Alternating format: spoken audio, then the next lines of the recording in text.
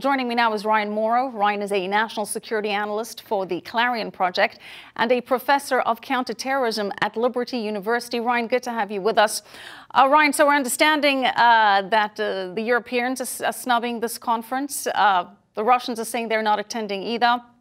Let's focus on the Europeans before we get to the Russians. I thought that the EU may have come around to comprehending the threat of Iran after Iran's assassinations and attempted assassinations of dissidents on European soil. So what is it going to take to get the Europeans on board in tackling Iran?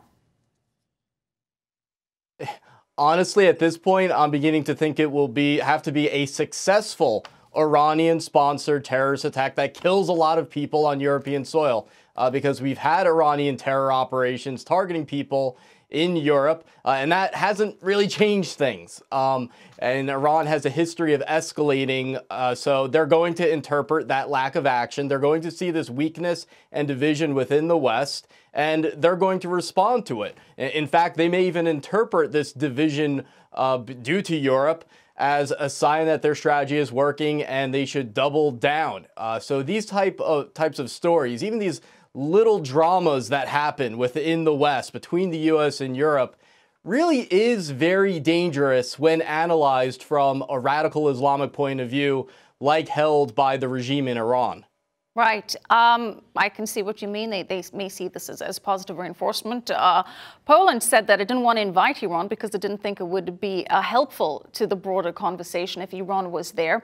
Now the Russians aren't coming. The EU is snubbing it as well. Pompeo was saying that they will talk about broader issues in the Middle East. It seems as though this conference is being watered down in a way that will allow the UK to attend and not offend some of its allies. So, I mean, this was supposed to be a big attempt at a broader diplomatic approach to rein in Iran. Is it clear that this is not going to be successful now?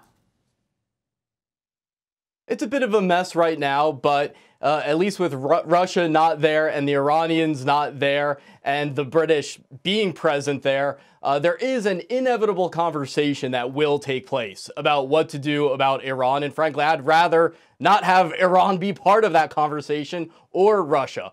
And having a broader conversation beyond Iran to include Turkey, for example, I think is really important, because I haven't seen any Western leader acknowledge something huge that's happening in the Middle East, which is that Iran and Turkey seem to be putting aside their grievances so that they can come together and essentially carve up the Muslim world, including the Middle East, amongst themselves, with Iran leading the Shiite world and Turkey leading the Sunni world. And that could be the next defining struggle for the entire globe. Ryan, Russia not attending this conference falls into the bigger picture, with Russia calling on Israel to stop what it's calling arbitrary strikes in Syria, asking Israel to lay off attacks near Damascus airport. Israel, of course, has been taking out hostile Iranian targets like weapons factories, military training camps.